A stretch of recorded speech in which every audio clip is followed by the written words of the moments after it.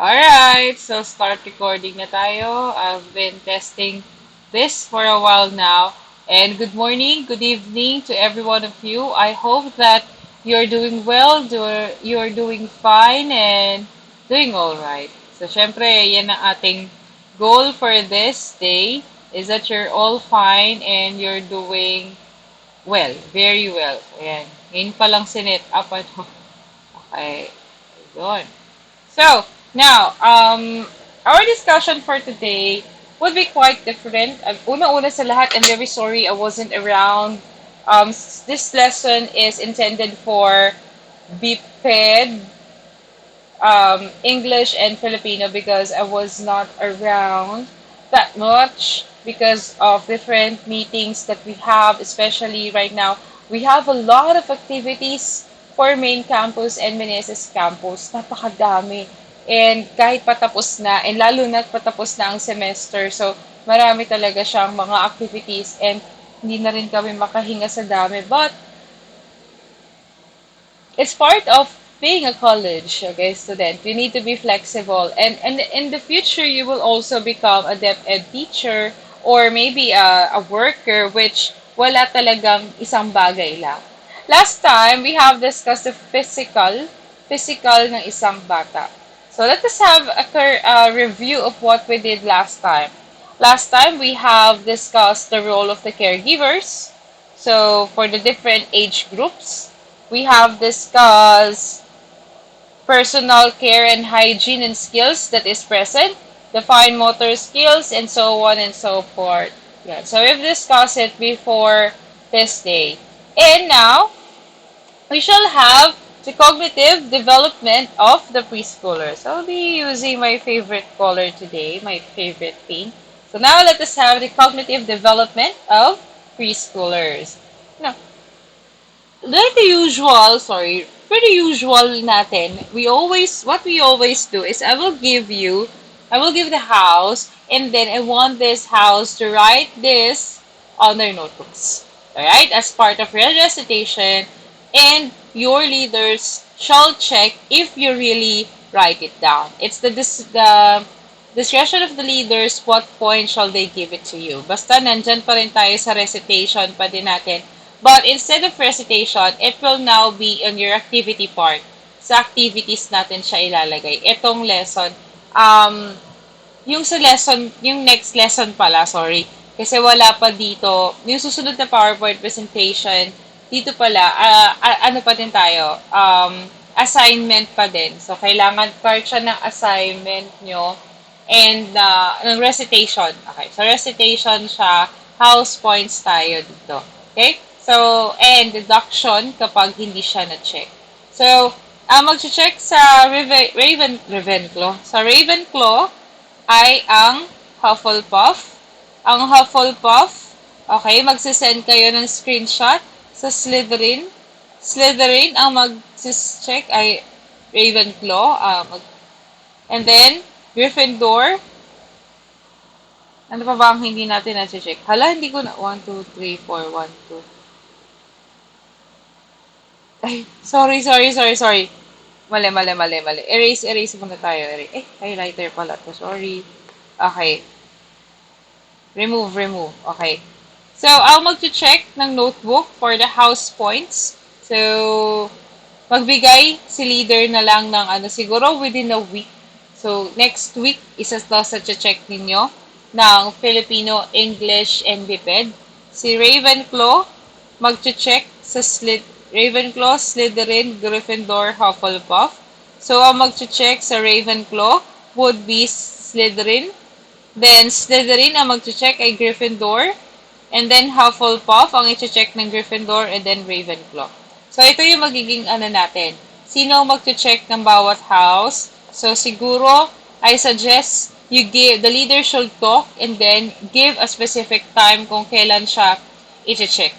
Tapos, tsaka tayo magkaroon ng deduction kapag hindi. Kasama siya sa i-report ninyo sa inyong class secretary. Alright?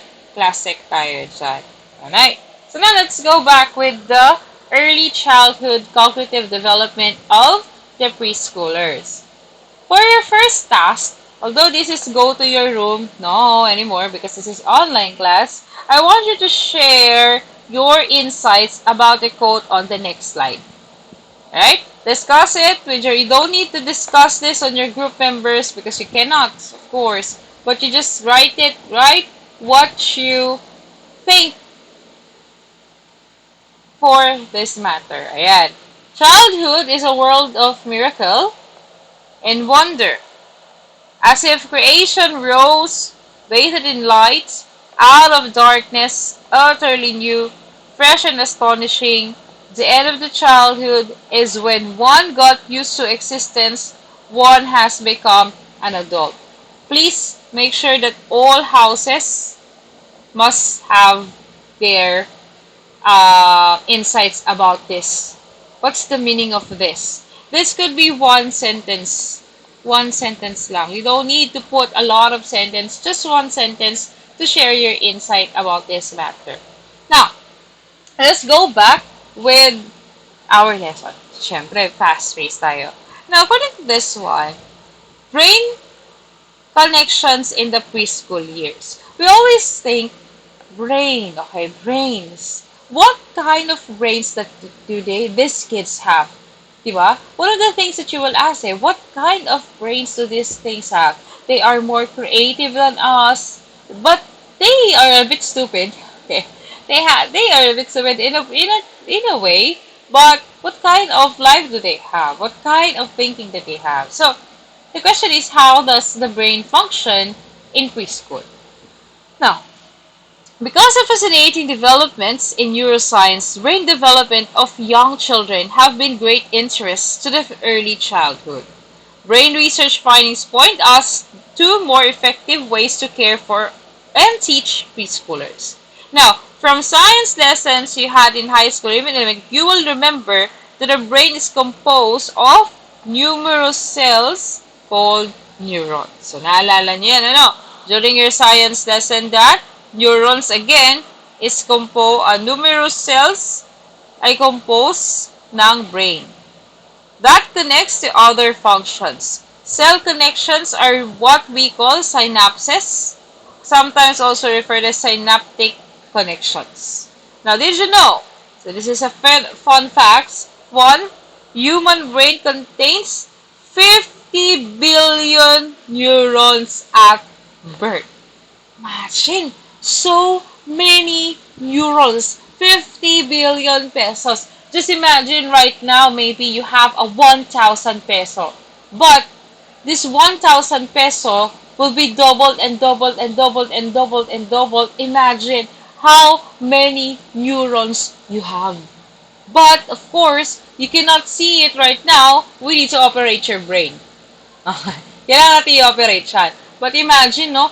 Imagine 50 billion neurons. So, imagine natin yung ilang ilang pera yan, di ba? Gaano kadaming zero yan? Gaano kabigat yan if we will conclude it in a cash? Ganon kadami yung neurons natin at birth. Now, by age 2, children have developed half of the brain cell connections that will be made during the lifetime. Just the age of 2, half na siya agad. And around 6 years of age, the brain develops for more sophisticated thinking patterns. And that's the reason why the 6 years old is quite different from the lower. Parang sabi ko, parang nakakapag-isip na siya. And we sometimes say, parang matanda na siya, di ba? Parang we always tell them, matanda mag-isip. Isn't it? We always tell this to kids. Parang siyang matandang mag-isip. Di ba? Parang ganon. And now, all these facts point to the enormous potential that the preschooler brain has. The child's billion cells have the ability to make almost countless connections that prepare the child for intricate pathways to learn language, acquire logical mathematical skills, interact with people, grow in his feelings and emotions, and even express an art. This brain is so complicated but so beautiful. to the point that you can perform these things. That's is different from others. Ibang-iba eh. Paano mo nasabi, Ma'am Dayan? Kasi, for instance, ako, I know that my skill is social skills. And then, isa ko kasamahan sa faculty, let's say sa friendship na lang. Okay, let's say sa friendship. When it comes to brainiacs, for example, I have two best friends. Sa amin tatlo. When it comes to social skills, ako yun. Ako talaga yon. Yun nga yung pinag-uusapan namin, naku, Dayan. Pag ikaw kinasal, patay. Kasi sobrang dami. Dami mong kaibigan, ang dami mong pagtatampo. You know naman, you know the drill, my dear students. Marami magtatampo. Digo, oo nga no. Samantalang kami, kaya namin na sandaan lang sa isa. Sa isang kasal, kayang-kaya namin konti lang. Digo, patay, oo nga. That is my thing. And they said na, kahit saan ka magpunta, lagi kami kakilala. O kaya, my thing kasi talaga is, even if I'm somewhere else, later on, pag iniwan mo ako, katsikahan ko na yung isang tao. But, my other friend is good in science. Shucks. He's really good in science. He's a science major. And he really loves his job. And he's really, really good in science. On the other hand, my my other best friend, he may not be good. He is also good in science. Actually, he's a cum laude. And he has a very high actually ako pinakababa sa kanila 81 yung 81.80 yung let ko. Pero yung isa kong best friend, mas mataas siya. Mas mataas pa yung isa. So medyo matataas yung mga scores nila sa let. So ganun sila. And this friend of mine, he's good in finance. He's good in math. As in, kaya niyang mag-compute ng, kaya niya mag-compute na nakatingin lang sa kawalan. Unlike us, nag-calculator na mali pa. Okay. So, he's good in math. And imagine, we think differently. Whenever we talk, yes, nagkakasundo kami sa mga bagay-bagay. But, we have different point of view. We have different ways. And I know, so are you. So are you, your friend as well, your beshiwap as well. They have the same. You have the same, oh, mas magaling dito si ganito, mas magaling si ganyan. Diba? That is how our brain works. It's different. Diba? It's very fascinating then. Now, as such preschool teacher would often observe how a child now has transformed from independent toddler into proud independent preschooler who can now enjoy reading a book. Imagine, when they were a toddler, they don't know anything. They don't care about books. Maybe what they're doing is they're tearing it apart, or you keep on telling them, but they cannot recognize words. They cannot understand the words. They can just see the pictures. Yellow, ganun lang. Okay, orange. But now, they can read on their own. Yeah? You imagine? Wow, galing nga. Di ba? All of the skills that you have today, or the skills that you have from being a kid that you don't know anything, as in you don't know anything, to you know many things. You adapt to many things. That's how the brain works. That's how fascinating the brain is. And brains research also pointed out the crucial role of the environment. Now, for your activity, this is for the Ravenclaw. Ravenclaw, I want you to answer this question. Do you think, this is just one sentence will do. Do you think the environment plays an important role in the child's language development? For the Ravenclaws, do you think, just one sentence, do you think that the environment plays an important role in the language development? Alright? Now, I want you to think about it. Just think, although we will discuss it right now, and it is online class, it is asynchronous, I will discuss, of course. But think about it first. There's no right and wrong answer. I just want you to have an answer and answer it. Do you think environment plays an important role in the language development. Right? So now, let's pick tayo ng tatlo. One, two, three, boom. The answer is yes. Okay. Okay. So now, I said I want you to have a sample, di ba? One sentence kayo, di ba? I want to hear your explanation. Now, a while ago, I told the science and math class that it is really um, hard. Why? We now ask why. Bakit siya important? You know, Dr. Jose Rizal. Dr. Jose Rizal is known for... Okay, Dr. Jose Rizal. So, mag-ano tayo ng isang part dito. Alright. So, Dr. Jose Rizal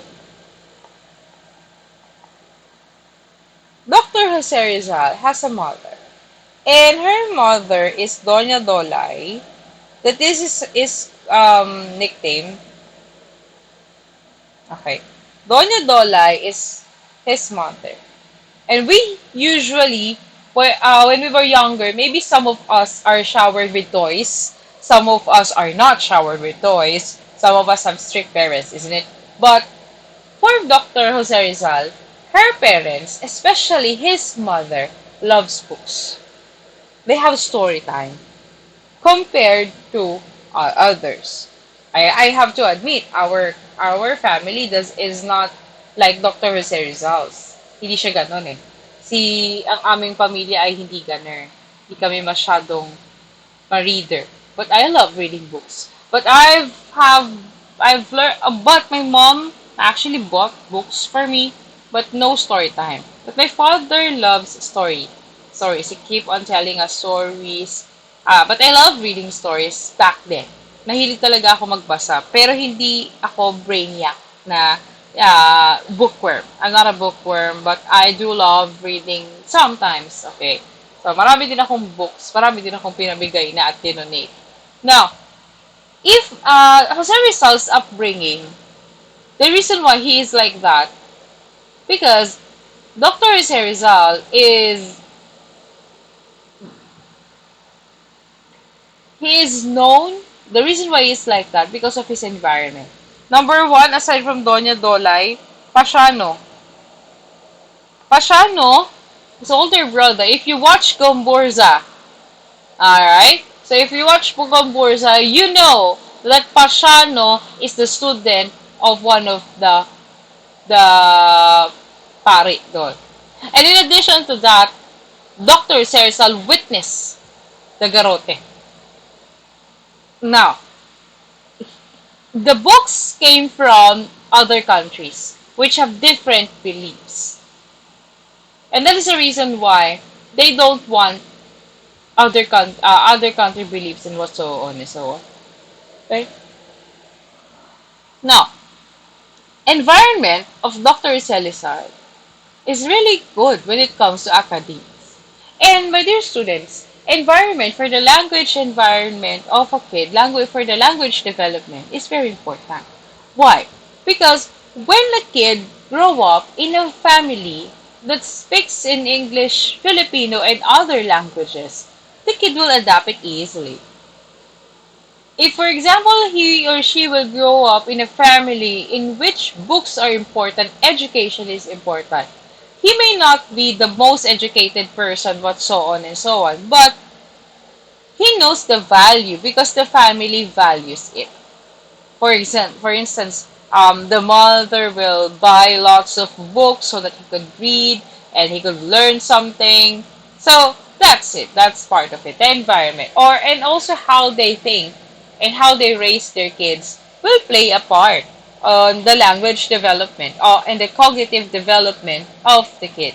Now, experts shown that specific areas of the brain activity respond to environmental stimulation. Therefore, the brain forms specific connections that are different for each person. The quality of this connection depends on the quality of stimulation exposure provided by the environment. In the preschool years, supportive, stimulating environment is what offers many experiences involving the different senses and that which allows the child to think, imagine, and create its best. Now, I've watched a TikTok video of a nanay that says that she doesn't want her kid to go to school. Na, hindi naman schooling talaga, but yung mga preschool na bago pa siya parang, kasi sabi niya, kaya naman daw niyang ibigay. Kung nakikita ko lang naman dito, naglalaro lang naman sila, gagastos pa ako. So, ako na lang makikipaglaro sa kanya. Now, there's nothing wrong with that. Lalo na kung wala namang pera, di ba? But, the reason why they're playing that they are exploring these things is so that they could learn how to be independent with themselves. Although, the kids, for example, hinomeschool natin si bata, tutok talaga. Kasi, sabi niya, dun sa TikTok video niya, ang ginagawa niya is nilalabas niya. She knows the importance of talking to other people, yung mga ganon, socialization skills. So, dinadala nila sa park. Dinadala nila na may mga kalaro-kalaro. So, ayaw kasi nila na yung bata ma-pressure kaya hinahayaan lang niya and she never compares her kid. Now, that is also a good thing kasi dapat, if ever na may tinanggal tayo sa bata na yung paglalaro sa kapitbahay, it's very important eh. Kasi minsan yung mga bata, I remember, this is a quick story of one of my friend. Sabi niya, when I was growing up, wala akong kalaro. Okay, this is the story, my story and the story of my friend. So, si friend ko, wala siyang kalaro sa bahay. So, every time na may kalaro siya, for example, I don't know if familiar with kayo na fortress. Yung nilalagay sa gilid, tapos lalagay mo yung kumot mo, and then meron ka sa bahay-bahayan sa loob. So, now, sa akin, pareho kami nakaranas ng ganon. Gumawa din ako ng fortress back then. Nga, ako, ang ginagawa ko, every time na nandito yung mga pinsan ko, ang ginagawa ko, gusto magawa tayo ng fortress. Masaya yun. So, lahat na nila, most of the things that I play when I was on my own, I asked my cousins if they want to do that as well with me. So that I could feel. So, I will be the one. I will like, tatali natin yung fortress, tapos like, yeah, ipe-prepare ko because I wanna play with them. The things that I wanna play when I was a kid, when I was alone, I play with my new playmates. Ang nangyari sa akin is that maybe I'm a people pleaser. I'm not sure if that, or maybe back then is I forgot to have boundaries. Sige, okay lang. Kilaruin nyo yung damit ko. Lahat, okay lang, wala. Wala akong boundaries, wala akong privacy, and every things that I own, I allowed them. Sige, hiramin nyo, okay lang, wala problema sa akin. Now, on the contrary, when I was speaking with my best friend, sabi niya, siya daw, natatawa siya, nung bata daw siya, parang meron siyang fortress. Ngayon, may mga kalaro daw siya na went there, and they are playing the fortress. So, what he did, instead of playing with them, what he did is tinanggal niya yung fortress. Ganun. Malis kayo dito. Ganun siya. So, wait. For a while. Natanggal na naman. Okay. So, that's the difference between us, ano? We have different takes. Although we're friends right now, but back then, magkaiba kami ng take. Same na kami na only child, pero he's really different. I am different than him. Magkaiba namin brain. Now, brain research has also pointed out the crucial role of the environment. So, teka lang. So, yun. Now, in preschool years, a supportive stimulating. Okay, sorry. This is also that one.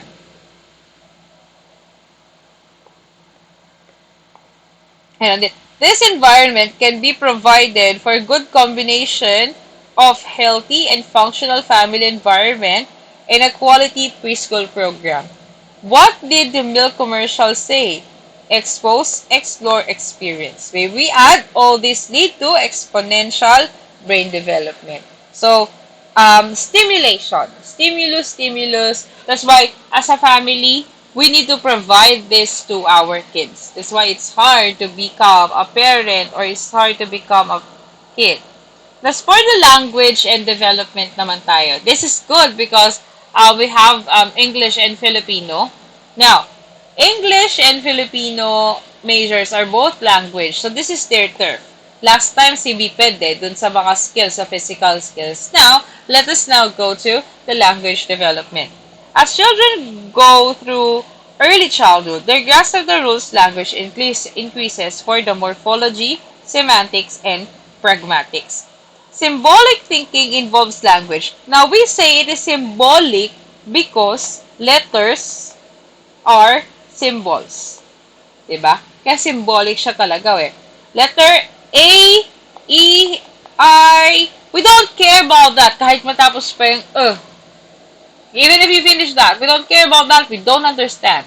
But it is a symbol which represents letter A, which is, we could, when add with B, we have ba, and then we add with the letter T, we have bat, which symbolizes it's either from bat or bat na yun, na dagang may pakpak. Diba? So, that's an example.